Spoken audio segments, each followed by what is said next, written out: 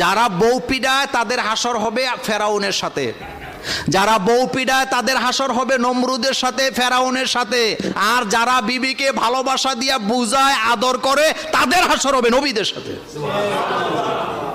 আপনি ব্যাপারটা সহজে নিয়েন না। আপনার শক্তি আছে বলে, আপনার বাড়িতে আপনার স্ত্রী থাকে বলে আপনি তারে পিডান, আপনি তার গায়ে হাত দেন, আপনি ইচ্ছা মতো তার উপর অত্যাচার। অন্যান্য নবীগণকে তাদের প্রতিপালকের কাছ থেকে প্রদান করা হয়েছে, তাতে ঈমান এনেছি।